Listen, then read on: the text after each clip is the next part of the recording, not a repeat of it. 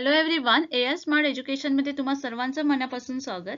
आजचा जो लेक्चर आहे त्यामध्ये आपण MS सेट 2022-23 जे की 26 मार्च 2023 मध्ये होणार आहे त्यासाठी PYQ सेशन बघत आहोत.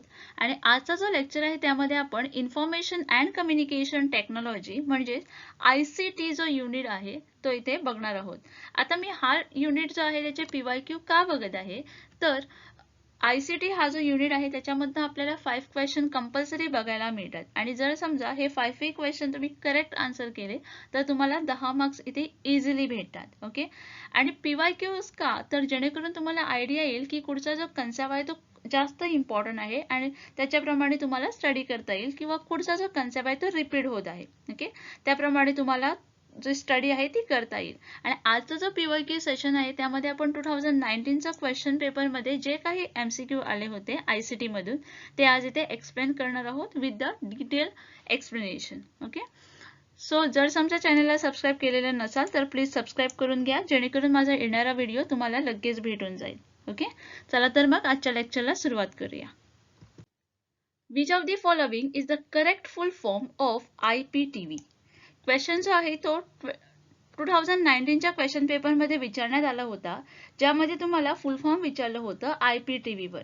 जर IPTV हा कन्सेप्ट बघितला तर तुम्हाला रिअलाइज होईल की जो टेलिव्हिजन हा कन्सेप्ट जो आहे ना ICT मध्ये त्याच्यावर एखादा प्रश्न आपल्याला बघायला भेटतो. जर तुम्ही 2021 आणि 2020 लेक्चर माझा बघितला असाल तर त्यामध्ये पण एखादा प्रश्न त्याच्यावर विचारला गेला आहे. त्यामुळे हा जो कन्सेप्ट आहे तो जरा बघून चला. ओके, इथे जो पहिला ऑप्शन आहे तो आहे international and political television, second आहे इंटरनेट प्लॉरिफिकेशन टेलिव्हिजन, थर्ड आहे inter provisional television and last आहे internet protocol television.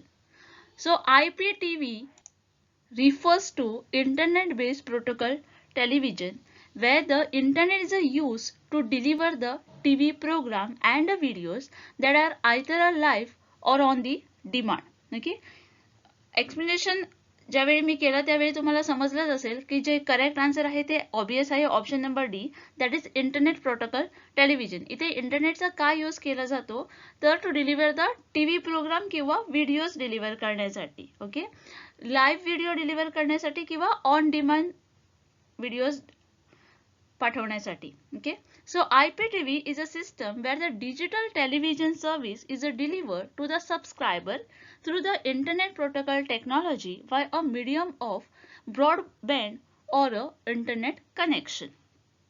So it is slightly different from the digital video that is accessed by millions of users on the site or apps like a YouTube or a Netflix, but it share a quite bit of the same provision nature. So also unlike standard cable or a satellite connection, in IPTV, multiple TV set can use the single subscription within the home.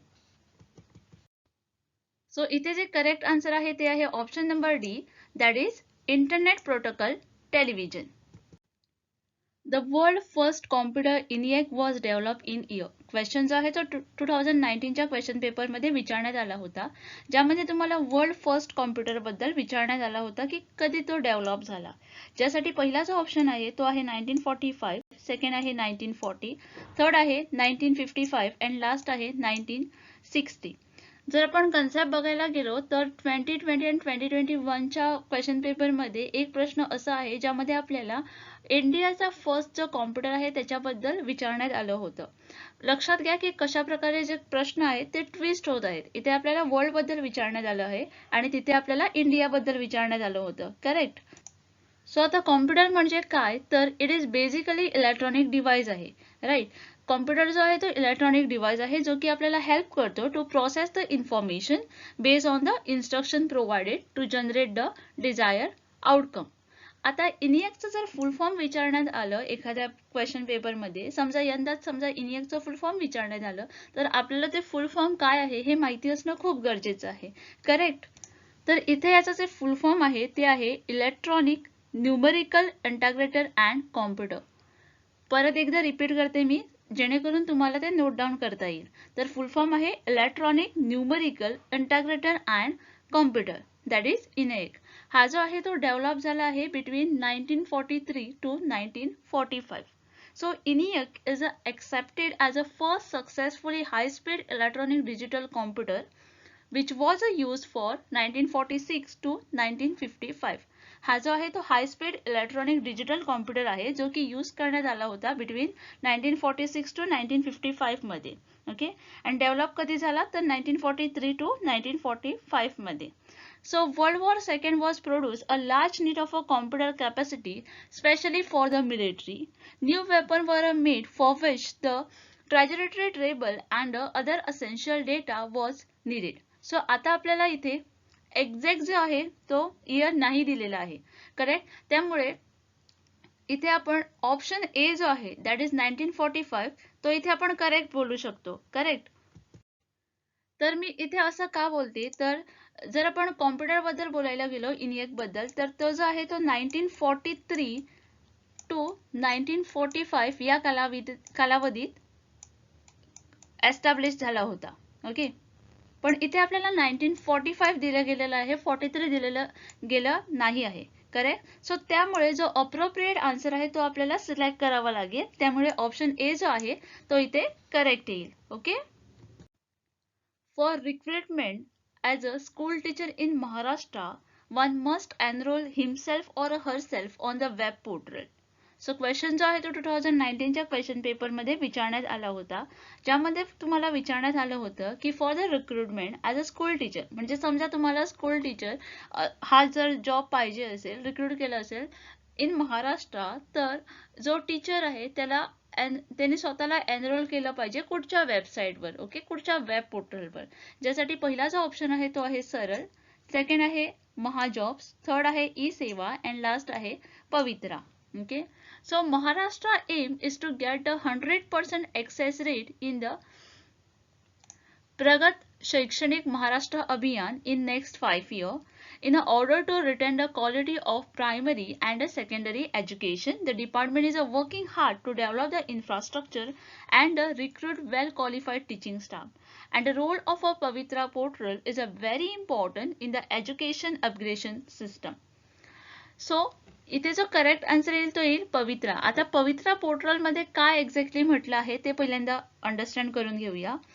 म्हणजे इथे जो concept आहे ना तो understand करून घेऊया, कारण पवित्रा हा जो कन्सेप्ट आहे त्याच्यामध्ये 2021 वर पण याच्यावर प्रश्न विचारला गेला होता, जो की माझ्या त्या लेक्चर मध्ये मी एक्सप्लेन केला आहे.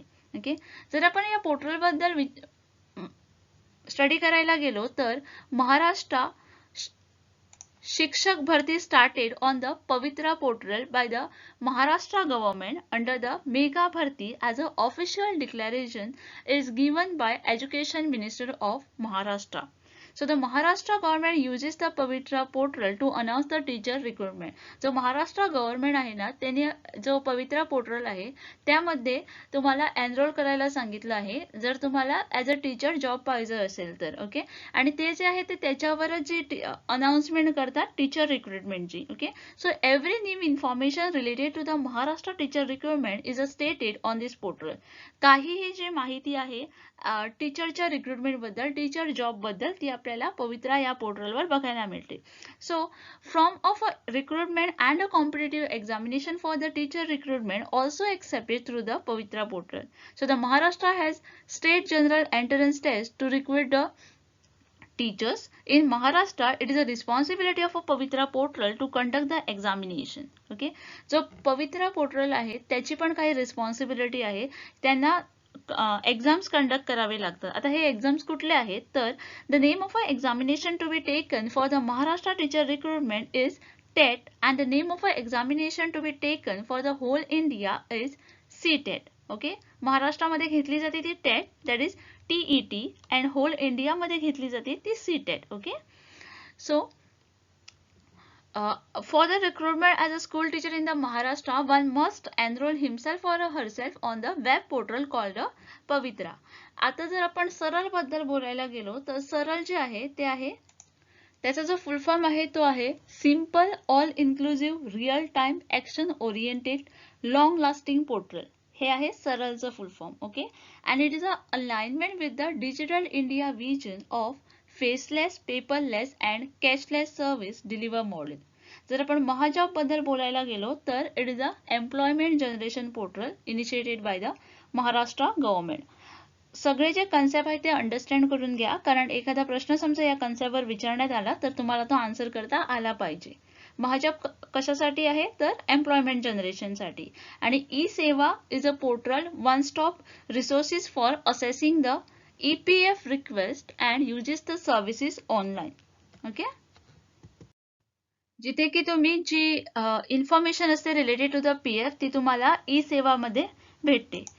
जो प्रश्न विचारला आहे तो आहे for the recruitment as a school teacher in the Maharashtra one must enroll himself herself on the web portal. त्याचा आन्सर येईल Pavitra. Okay, so option D is the correct here. Which statement among the following is not correct with respect to National Digital Library of India? Question जो आहे तो 2019च्या question paper मध्ये विचारण्यात आला होता, ज्यामध्ये तुम्हाला काही स्टेटमेंट्स दिली गेली होती आणि विचारण्यात आलं होतं यापैकी कुठलं जे स्टेटमेंट आहे ते इनकरेक्ट आहे किंवा करेक्ट नाही आहे with respect to the national digital library of the India. Basically जो प्रश्न जो आहे तो रिलेटेड आहे national digital library of इंडियावर.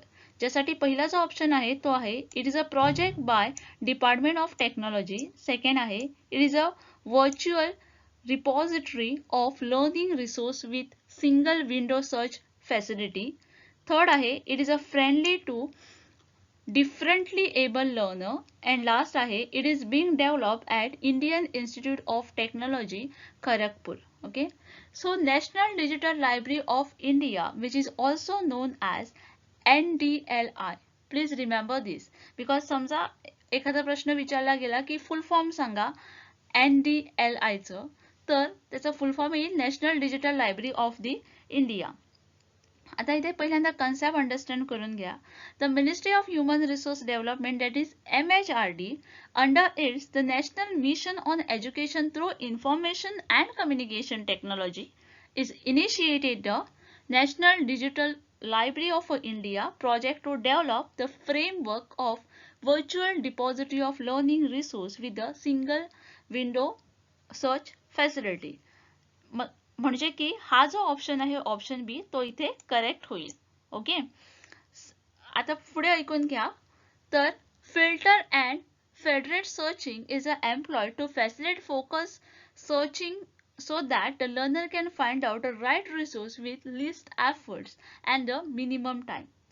Third जे सेंटेन्स आहे ते आहे NDLI म्हणजेच national digital library of India is a design to hold the content of any language. ज्याच्यामध्ये आपण डिफरंट लँग्वेज बघू शकतो, एनी लँग्वेज बघू शकतो. Okay, and provide the interface support of leading the vernacular languages. Currently the Hindi, Bengali and several other languages are available. So it is a design to support for all the academic level including the research, lifelong learner, all the discipline, all the popular form of access device and differently able learner. So ज्यावेळी मी म्हटलं की differently able learner म्हणजे option C पण इथे correct येईल. Okay, म्हणजे हे पण जे सेंटेन्स आहे ते इथे करेक्ट आहे. सो ऑप्शन बी आणि ऑप्शन सी हे काय इथे करेक्ट आन्सर नाही होणार, कारण आपल्याला इथे इनकरेक्ट सेंटेन्स विचारण्यात आलं आहे. ओके, त्यानंतर आहे it is being develop to help the student to prepare for the entrance and a competitive examination. जो national digital library of India आहे ती का डेव्हलप केली आहे to prepare the student for the entrance and the competitive examination साठी. Okay, and it is being developed at the Indian Institute of Technology Kharagpur. म्हणजे option D पण जे sentence आहे ते पण इथे करेक्ट आहे. Okay, so hence the digital library of India, that is National Digital Library of India, is not project by Department of Technology and it is projected under the National Mission on Education through the Information and Communication Technology. Okay, म्हणजेच इथे जे correct answer येईल ते येईल option number A, कारण option A जे sentence आहे ते इथे करेक्ट नाही आहे आणि आपल्याला इथे इनकरेक्ट आहे ते तिथे सिलेक्ट करायचं आहे. Okay, so hope you have understood all the things. जर समजा काही डाऊट असेल तर तुम्ही तो कमेंट बॉक्समध्ये लिहून पाठवू शकता, जेणेकरून मी तुम्हाला आन्सर करेन, कारण कमेंट बॉक्स तर तुमचंच आहे, तुम्ही काहीही कमेंट इथे करू शकता. Okay, till then keep watching, keep learning.